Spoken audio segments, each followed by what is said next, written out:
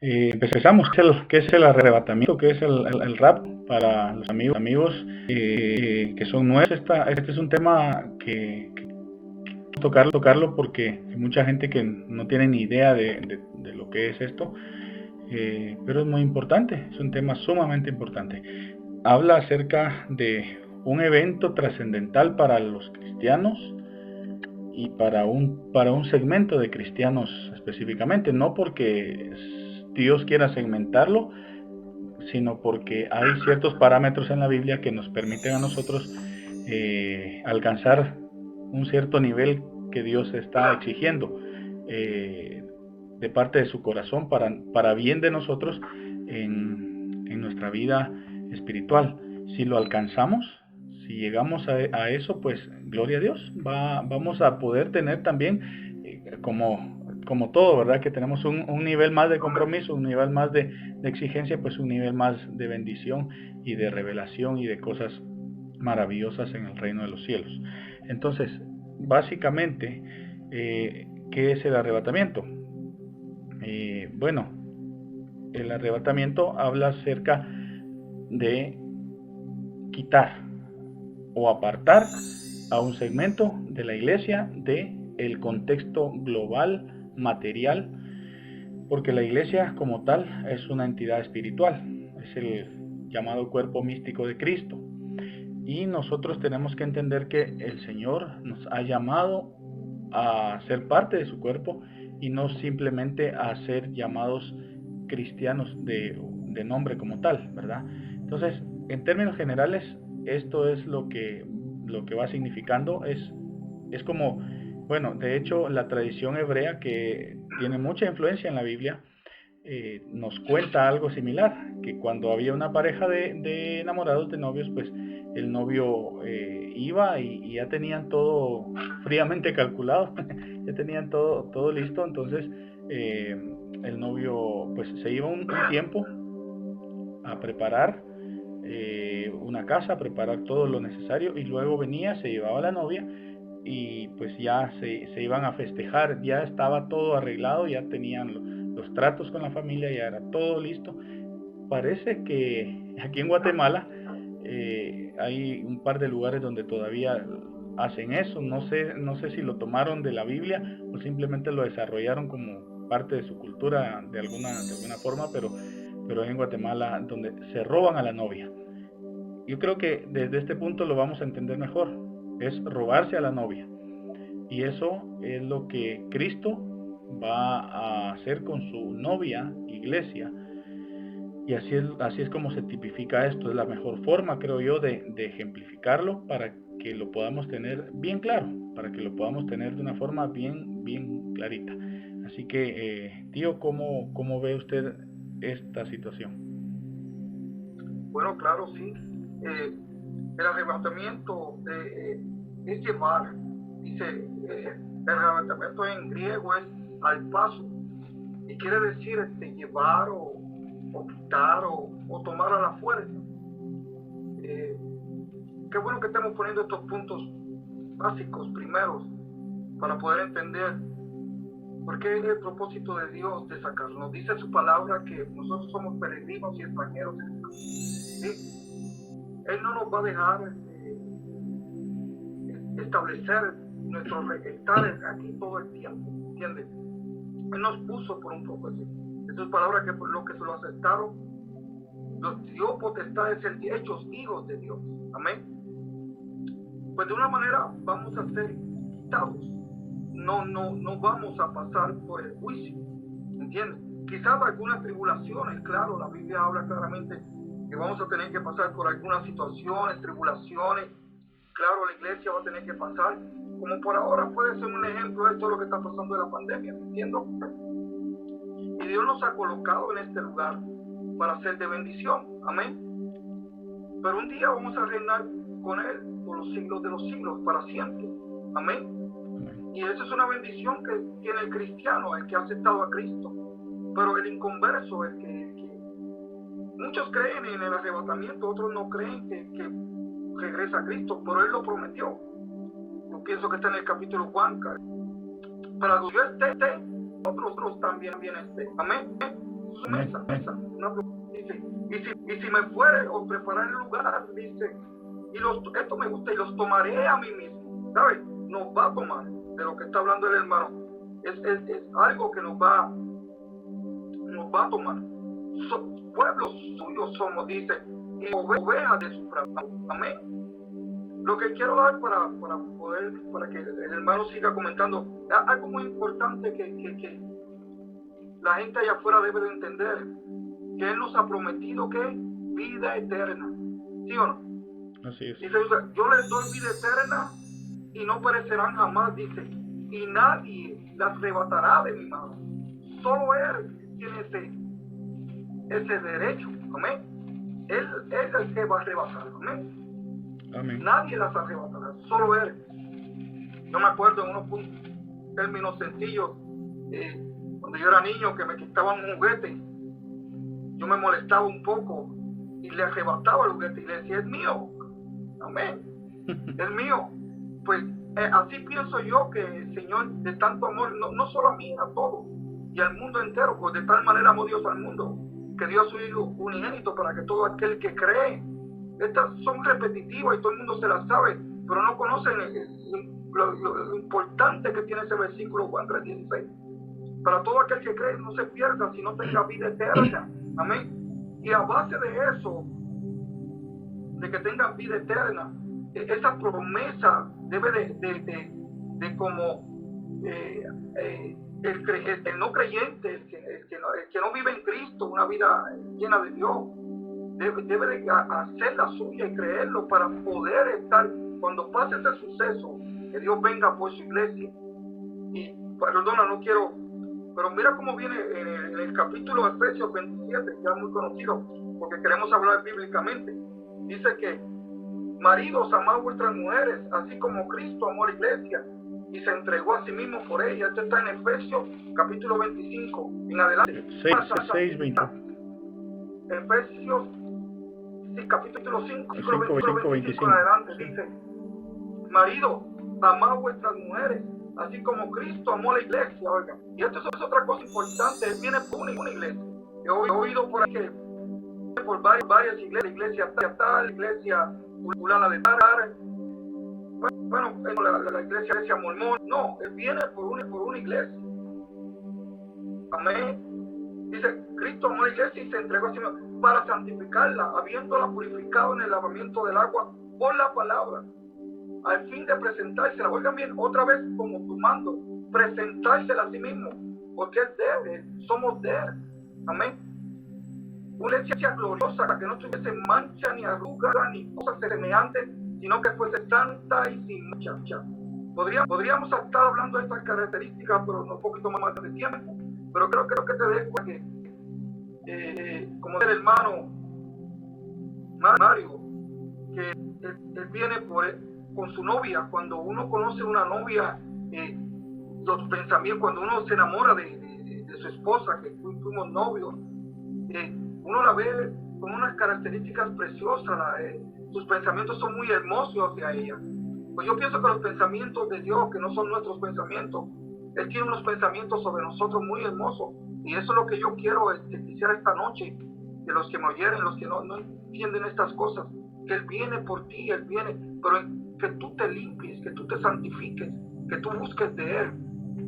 Amén. Sí, hermano Rosman. Excelente, sí. Bueno, este punto de Efesios 5, definitivamente nos deja algo muy en claro, que el Señor ama y ha amado a su iglesia, pero dice a fin de presentársela a sí mismo como una iglesia limpia, como una iglesia pura. Y pues yo quiero entonces que entremos en ese entendimiento, porque lo que estamos tratando ahorita acá no es profundizar directamente, sino dar aspectos generales de lo que es el arrebatamiento. Porque, como les digo, conozco mucha gente que no tiene ni idea, porque en muchas iglesias cristianas evangélicas pues no se está enseñando sobre esto, no se tiene idea. Pues voy a mencionar un par de puntos, porque la Iglesia Católica definitivamente no lo enseña, porque ellos no lo creen, porque para ellos eso no existe. Ellos están esperando únicamente una segunda venida, pero no tienen una claridad plena en lo que es esto. Entonces, ¿por qué dice que el Señor va a presentarse así a una novia limpia, una novia pura? Entonces nosotros tenemos que entender que si somos cristianos venimos a formar parte del cuerpo de Cristo. Ese cuerpo de Cristo es llamado después, en el transcurso de los años de que nace, luego de que Cristo muere y van a un lugar, Hechos de los Apóstoles nos habla de eso, llamado aposento alto, y ahí esperan la venida, la visitación del Espíritu Santo. Entonces ahí empieza a formarse una congregación que empieza a ser denominada con el paso de los años iglesia. Y entonces ahora nosotros hablamos de la iglesia, pero no vemos que la iglesia en verdad es aquella que está esperando realmente la venida de Cristo. Ahora, dentro de este grupo grande de iglesia, no todos van a llegar a un enamoramiento pleno. Y dentro de ese enamoramiento pleno, pues ya podemos nosotros decir, hay una novia que está enamorada, porque así lo tipifica la Biblia. Parece muy ilusorio, quizá parece muy risueño, quizá para muchos va a ser tonto, pero es como la Biblia lo tipifica. Y habla acerca de bodas, luego la Escritura habla de bodas, pero de momento tenemos que entender que somos la iglesia novia de Cristo, iglesia novia del Cordero de Escritura. Bueno, yo quiero hablar para entrar directamente sobre el punto de arrebatamiento. Lo que uno de los puntos doctrinales básicos que nosotros manejamos es Primera de Tesalonicenses, y en el capítulo 4, por acá tengo la escritura, y pues realmente la escritura nos habla de algo un poquito interesante y un poquito complicado. En el verso 14 dice, porque esto en 1 Tesalonicenses capítulo 4, verso 14, porque si creemos que Jesús murió y resucitó, así también traerá Dios con Jesús a los que durmieron en él. Por lo cual os decimos en palabra del Señor. Me gusta porque el apóstol hace la aclaración, esta es palabra directa del Señor. No es una analogía que Pablo esté utilizando, no es una explicación misma que Pablo quiera dar, sino que es palabra del Señor. Y dice que nosotros que vivimos, que habremos quedado hasta la venida del Señor, no precederemos a los que durmieron. Porque el Señor mismo, y este es el versículo básico clave acá, porque el Señor mismo con voz de mando, con voz de arcángel y con trompeta de Dios descenderá del cielo, los muertos en Cristo resucitarán primero. Y ahora verso 17, que nos importa demasiado porque ancla a la iglesia a una promesa gloriosa. Luego nosotros, los que vivimos, los que hayamos quedado, seremos arrebatados juntamente con ellos en las nubes para recibir al Señor en el aire, y así estaremos siempre con Él. Bueno, este es uno de los puntos básicos. Entonces se nos es explicado de una forma un poquito ilusoria para mucha gente que no tiene idea de esto, para muchos que están empezando. Pero yo siempre los reto y les digo, ¿por qué no creen? Porque para muchos es fácil creer en el horóscopo, creer en la magia blanca, magia negra y muchas cosas, la lectura de cartas, pero cuando se les presenta algo como esto, no lo creen. Y simplemente por una razón, porque no están conociendo el corazón de Dios, porque no están conociendo la palabra de Dios, y porque no están interesados en ajustarse, como leía tío Quique, a algo que es una iglesia pura, una iglesia que Cristo mismo está procesando, porque cuando dice que Cristo se va a presentar para sí una iglesia, está diciendo que Él la está preparando, que Él la está puliendo, y ese es un proceso de dejar atrás muchas cosas, como la muchacha, la novia, está dejando atrás a un montón de gente, a un montón de hombres, digámoslo así, para ponerle ejemplo, que quizá la querían a ella. Está teniendo que renunciar a muchos hombres que quizá querían algo con ella. Está teniendo que renunciar quizá a algunos proyectos porque tiene que encajar en los proyectos del novio y en los proyectos que conlleva ese proceso de boda. Esa muchacha va a tener que renunciar, incluso en un momento dado va a tener que renunciar a su propia casa, a su propia familia, porque se entiende que se va a ir a vivir con su esposo. Entonces, este es un compromiso. El compromiso empieza desde el noviazgo, no desde el matrimonio. Entonces pasa lo mismo con la iglesia. Como iglesia, desde el momento en el que aceptamos a Cristo, si tú, amigo, si tu amiga, has recibido a Cristo en tu corazón, desde ahí empieza un compromiso amoroso, un compromiso celestial, un compromiso glorioso con el Cristo que te ha amado, con el Cristo que nos ha amado a nosotros y que nos está procesando y que nos está llamando a acercarnos a Él, a conocerle, porque Él quiere tener más intimidad con nosotros hasta el punto de ese entendimiento de un matrimonio, pues, porque así lo plasma la Biblia. Nos parece un poco ilógico, un poco extraño, sí, porque nosotros estamos muy enfatizados en lo que es lo material. Pero tenemos que empezar a creer. Si podemos creer en Dios, si podemos creer en Jesucristo, en lo que Él hizo en la cruz del Calvario por nosotros, tenemos que creer que Él dijo: voy pues a preparar lugar para que donde yo esté, ustedes estén conmigo también. Entendiendo esto, nosotros vamos a entender que los que estemos y el llegado, que hay no es nada más que el arrebatamiento sea como tal.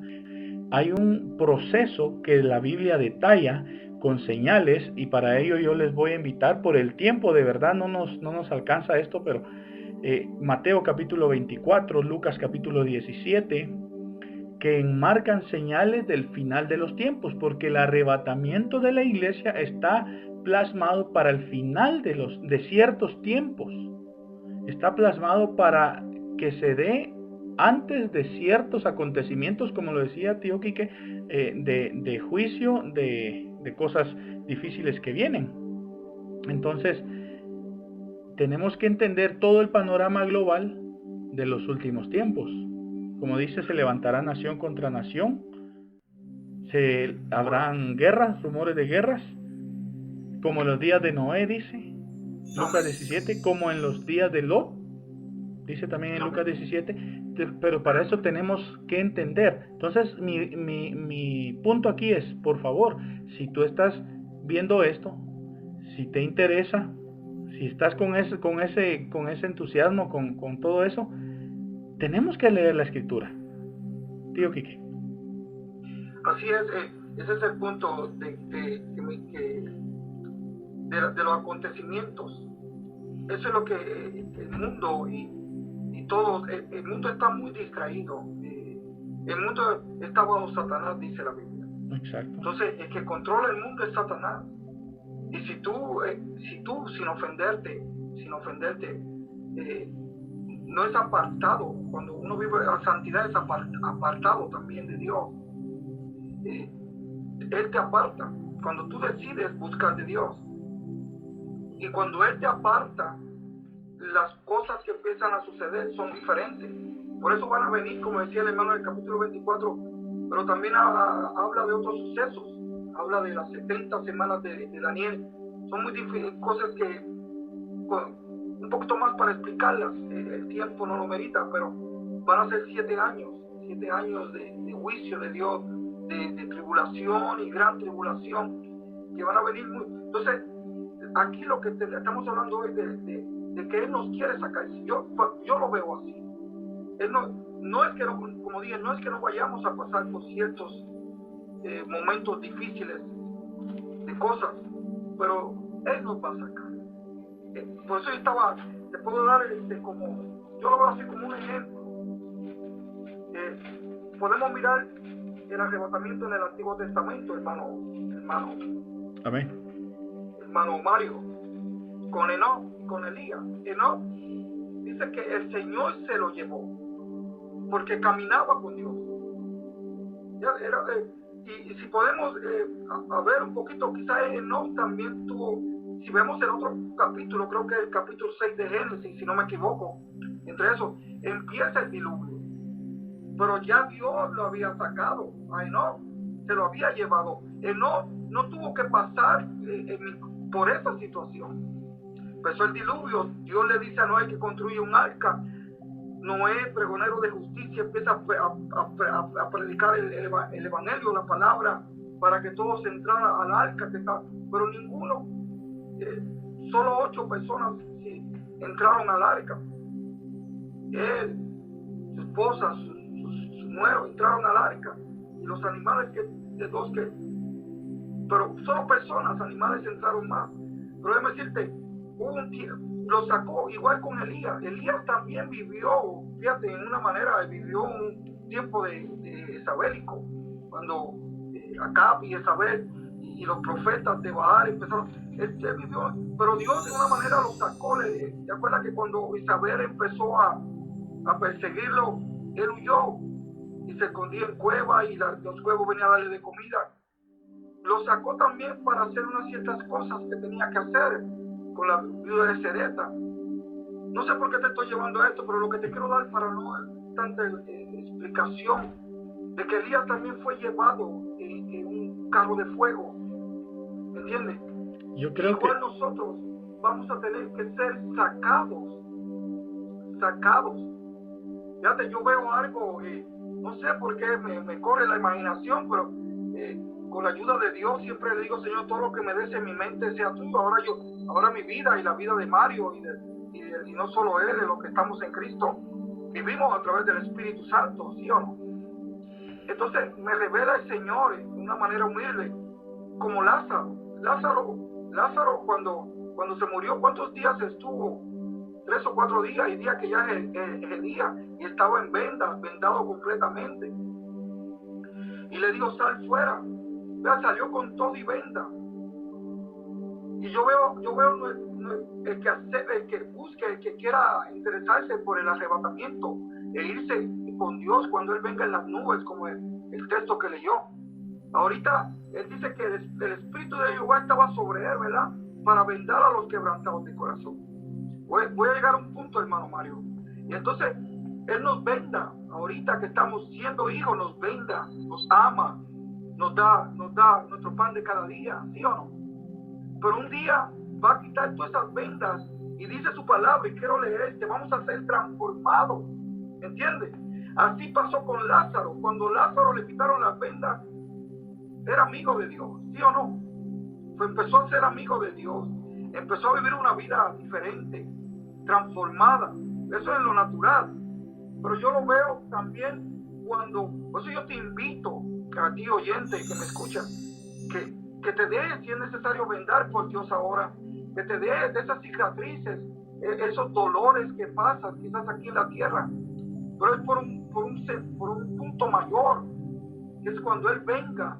Esas vendas, vas a ser transformado en gloria, dice su palabra. No me equivoco, déjeme leer esto, hermano, rápidamente, porque creo que es de importancia. En el capítulo 1 de 15 de Corintios, Primera de Corintios, capítulo 15, mire lo que dice, empezando del versículo 50, apúntalo. Primera de Corintios, capítulo 15, versículo 50, mira como dice: pero es algo, hermano, que la carne y sangre no pueden heredar el reino de Dios. Dice: ni carne y la sangre, ni la corrupción heredará la incorrupción. Oiga bien, he aquí os digo un medio: no todos dormiremos, pero todos seremos transformados en un momento, en un abrir y cerrar los ojos, a la final trompeta, porque se tocará la trompeta, y los muertos serán resucitados incorruptibles, y nosotros seremos transformados. Hermoso, Mario, ¿ah? sí. Hermoso. Entonces, esa es la idea del arrebatamiento. Cuando Cristo resucitó, Él vino, así humano pasaba para él. Yo pienso que es muy relativo a ser igual nosotros, pero vamos a ser transformados en gloria. Por eso le di la importancia de que creas en la vida eterna. Nosotros moriremos en el cuerpo. Por eso dice el hermano: muertos en Cuando muerto no es muerto, muerto en el morir. Vamos a estar en un lado, esperando que Él venga. ¿Sabes? Nosotros no moriremos en sí para siempre de que ahí acabó todo, ¿me entiendes, hermano Mario? Por eso yo te invito y pongo este anhelo en tu corazón a que me escuches, de que seremos transformados. Pero tienes una manera no obligada, es tu decisión. Dios te ha dado, tomes tu decisión, Él no te obliga, pero de que lo busques, que trates de permitirte en tu corazón de estar en este suceso tan hermoso, de que muchos no lo creen, pero va a suceder. Está en sus promesas. Así como le dijo, amén, cuando Él citó y se iba, con esto vino, hermano Mario, cuando Él se iba, dice, vinieron unos ángeles, está hablando, dice, así como lo ves ir, si no, así volver. Amén. Sí, hermano Mario. Bueno, me llamó la atención poderosamente cuando también empezó a hablar acerca de Noé y Amén. los días de Noé y de Enoc.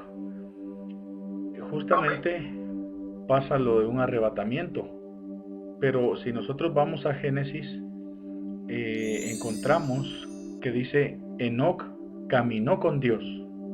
Amén. Y Dios se lo llevó. Enoc caminó con Dios. En otra versión dice Enoc fue muy complaciente con Dios y desapareció, amén, dice, porque Dios se lo llevó. El punto nos muestra tanto el hecho del arrebatamiento como el hecho de que si somos la novia de Cristo, tenemos que guardarnos para Cristo. Tenemos que entrar en un entendimiento de que todo lo que Cristo dice para nosotros tiene que ser un sí y un amén. Y su amén. palabra es verdad. Jesús orando en una vez le dice al Padre, Señor, guárdalos en tu verdad. Tu palabra es verdad. Entonces, lo que nosotros necesitamos es venir a la palabra y comprender muchas cosas. Creo que el tiempo definitivamente se nos está terminando, son 6 minutos los que tenemos. Tío, y yo creo que sí, para poder y avanzar con esto vamos a necesitar hacer más un segundo, creo que un tercer tema para poder llegar a complementar a algo, porque para mí es importante que los que puedan verlo lleguen a comprender, ¿verdad? Comprender primero, porque no podemos hablar de un poco más de cosas si no comprenden la idea original. Pues entonces quedamos pendientes para hacer una segunda y quizá tercera reunión, y si el Señor da algo más, pues a continuarlo, porque es importante desarrollar este tema desde la comprensión básica. Gracias por su tiempo, gracias Silvita por estar, por tu tiempo, gracias tío. Un abrazo para ustedes, gracias. Y por favor, te esperamos la próxima para que de verdad nos enseñes mucho, porque yo sé que tú sabes mucho también de esto. Y vamos a orar. ¿Quieres orar, Silvita? Sí, para terminar, ¿estamos? Okay, gracias. Padre, en el nombre de Jesús te damos gracias en esta noche. Gracias, Señor, porque tú nos muestras a través, Señor, de figuras que podamos entender, a través de tú nos expresas, Señor, tu palabra de una manera en donde podemos, Señor, acercarnos, y sabemos de que tú, Señor, quieres que seamos esa novia con quien tú compartas la eternidad, Señor. Esperamos, Señor, pronto tu venida. Sabemos que los tiempos son difíciles, sabemos que estos tiempos son los tiempos finales, y te pedimos para que todo aquel que oiga tu palabra, Señor, pueda arrepentirse